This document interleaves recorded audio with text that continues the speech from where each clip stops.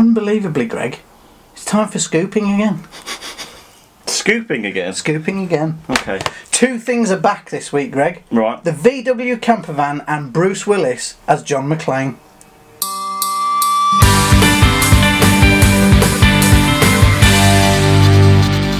The VW campervan, Greg, the iconic VW campervan that everybody wants to own, but now they've become really expensive, even like ruined ones. No, what the expensive ones are the split window ones, aren't they? I think they're even more expensive, but to buy a VW campervan now, you need a lot of money. Well, I watch a lot of American pickers, Jason, and they love it, don't they? The campervans. Yeah. They always try and get their hands on one. Well, perhaps the price of the classic campervan will go down a little bit now because they're back. What do you mean they're back? There's a new design, Greg, and it's electric. An electric VW campervan. I'm not sure how I feel about that, Jason. The VW bus is back and it's electric. It's called the ID Buzz concept and it will go into production, sparking a new generation of microbus fans. I can't see American pickers in another 30, 40 years, can you? Going into the back of someone's garden and then seeing an electric one sitting there. Well, Volkswagen announced today that it's planning on selling a production version of the award-winning ID Buzz concept electric vehicle in 2022. 2022? Yeah, that's not that far away, Greg.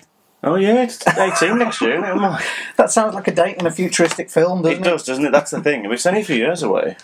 It'll be around in the United States, Europe and China. You'll be 50 then, Jace. I beg your pardon? The chairman of the board of management for the Volkswagen brand, Dr. Herbert Dyers... Oh, Herbert. Yeah. Oh, hello, Herbie. He said, for me, the ID Buzz concept is the most beautiful and most exciting electric car in the world. I've got to be honest, the picture of it looks quite good. I'll put that in a minute. Our goal is clear. We want to make the fully electric, fully connected car a bestseller around the world. The iconic car of the electric age must be a Volkswagen. It looks good, though. Looks great, actually. I'd quite happily have that. Would you? Yeah, wouldn't you? Yeah. I wonder what the price point is. Oh, I can imagine what the price is. It's going to be about 20 odd grand minimum, isn't it? Do you reckon? Yeah. First VW... Just weird, isn't it? With LED lights and things, it's just weird. The first VW, Greg, was actually sold in the United States in 1950, and that was me thinking it was like a British thing. Oh. And it had all of 30 HP. The ID Buzz concept is 369 horsepower from electric motors. Wow. Has a battery pack in the floor of the chassis and it will provide nearly 300 miles of estimated range. 300 miles? So it won't go in America then? No, yeah, you won't get very far in America with 300 miles. I mean, to us, that's a bit of a day, isn't it? You could do a journey in that. However, using a VW fast charge system, you'll be able to recharge about 80% of the battery in 30 minutes. That's not bad. You could stop and have a coffee. Yeah, but if you're in a rush... Yeah. You're in the right... you're in trouble, aren't you? You are, yeah. So, I will put some pictures of it. It does look very, very cool. It does, yeah. Amazing. Good find, Jace. Thanks, that's the VW campervan. It's back.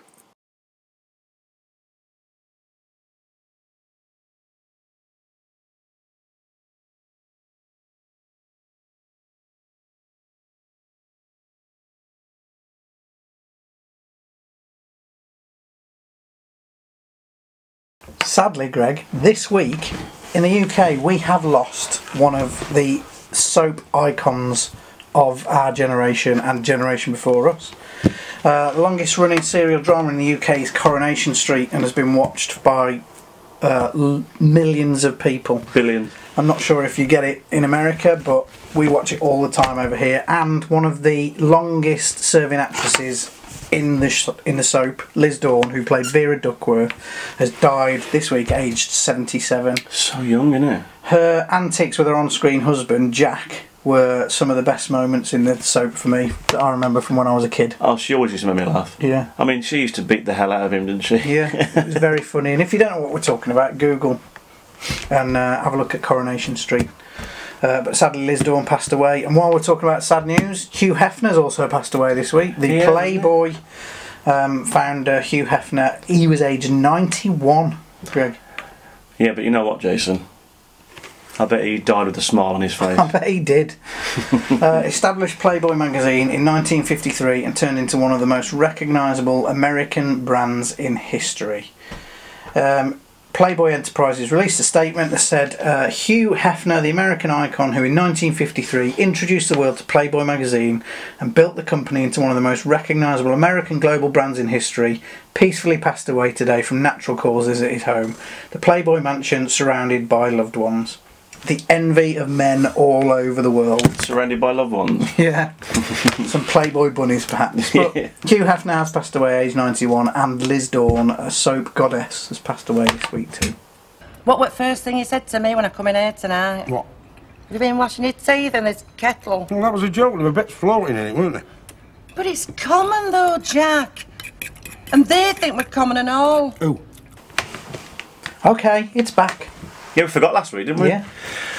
Well, I'm glad we forgot, because it's been really difficult over September trying to find films that was released this particular week back in the past. So it's now time for films that was released at some point back in the past that we're going to just have a little bit of a mention now, because it was this week then it was released. Commando, Greg. 1984.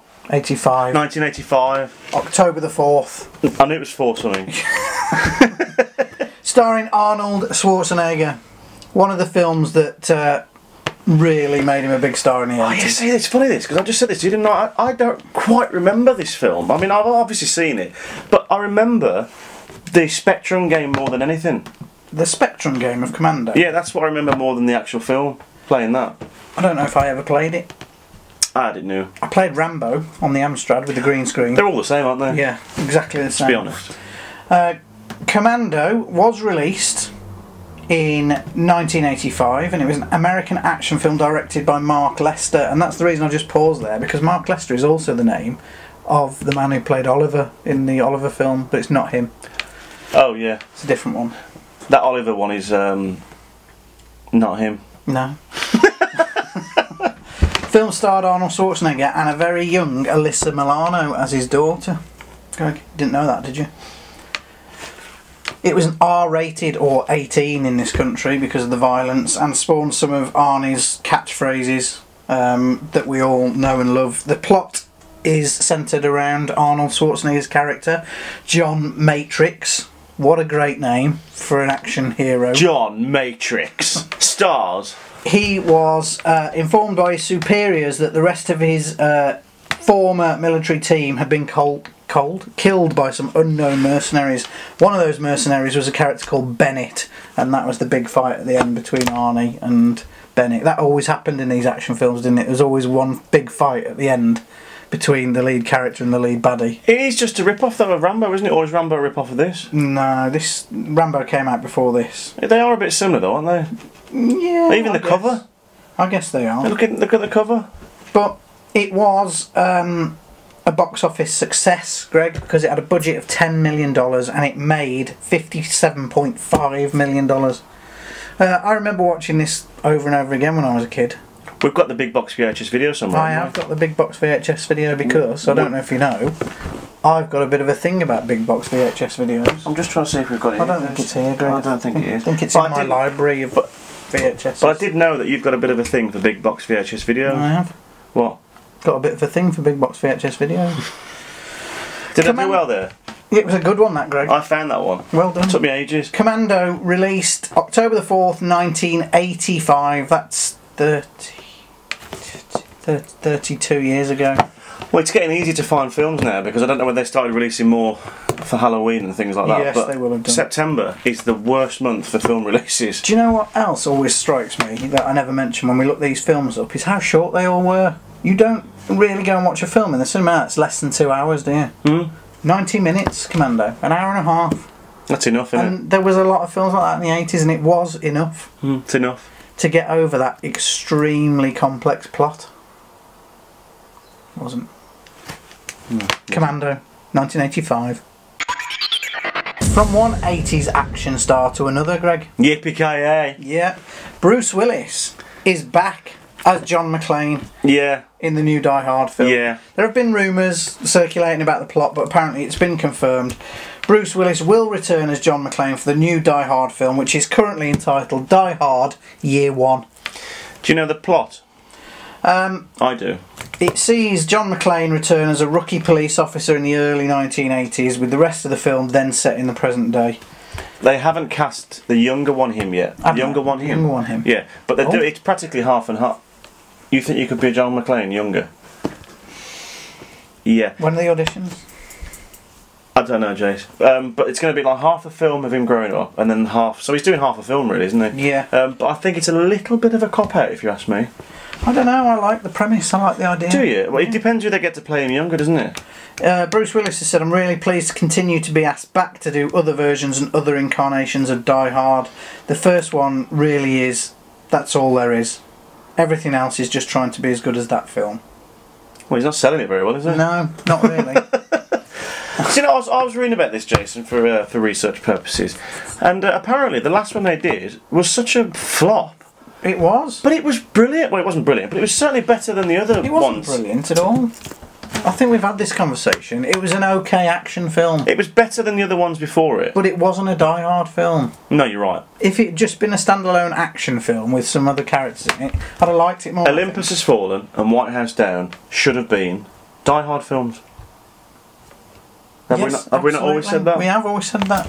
That was the best. One of those films should have been the next Die Hard film. The whole thing about Die Hard for me, especially the first two, was it was set in one place. You know, none of this going all over Russia and things like that. It was just in one place, like an airport or a tower. Yeah. And that's why White House Down would have been amazing.